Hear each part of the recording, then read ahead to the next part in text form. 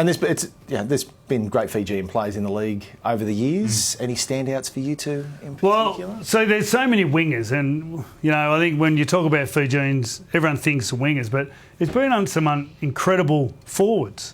If you look at their team now in the Fijian side, and you've got the Sims brothers, you've got the Safudi brothers, but I've got to say Petro, and Joe and I actually got to play with Petro, and mate, just such a gentleman. He's a nice bloke. And such a tough bloke. He was so tough. And just take all the tough runs, put his head down, fit. Was always at his best, Petro. And,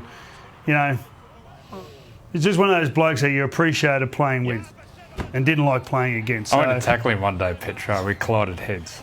Oh. Not good. You would have come off second best. That's a big noggin too, isn't it? Well, my favourite, this bloke here, I can remember his first day of training in under-20s. He stopped training. They were doing a 40-metre test. And his speed...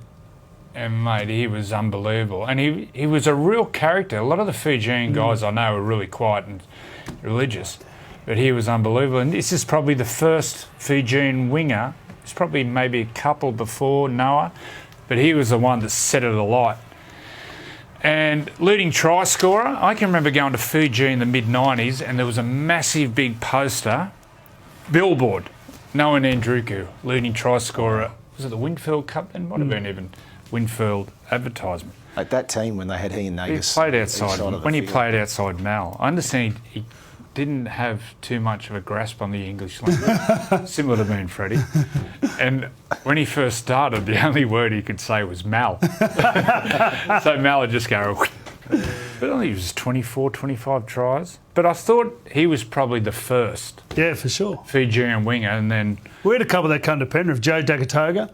So Joe he's still working with rugby league in Fiji. Yeah. He was the coach of the Fijian team for a long time. So he came over. It was funny what happened. There's a list. There's a pecking order with the Fijians, and he come across with a bloke named Lee Nalangi Langi. So what happened was Lee got this grouse Penrith jacket. They had white leather sleeves with these awesome jackets anyway. So Joe got the jacket, but Lee used to come over because what he could do, because the pecking order, could get the jacket and just take it and own it. So every time Lee come over, Joe had to hide it to save himself from losing the jacket. Anyway. We found Edo Nabuli. That was a great story. Oh, it's unreal. We went to this... He played for Australian rugby. Yeah. Yeah, went on just having this, awesome life and awesome career. He's in French rugby now, isn't he, Eto? I'd say so. And now they've got a team in the Ron Massey Cup as well. Take a look at this, the team while they were in quarantine.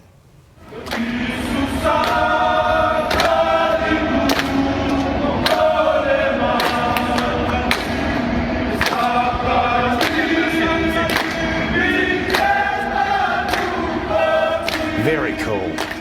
Very cool. Could listen to this all day. Good on them. So, sorry, they're in the New South Wales equivalent to the Queensland Cup, like PNG? No, the one below. They're in the Ron Massey. Yep. Well, it won't be long. They'll be up in the... Yeah, for sure. And first match this weekend. At St Mary's. Out of St Mary's they're playing, I'm pretty sure. That's a ripper. Yeah. Great luck stuff. to them.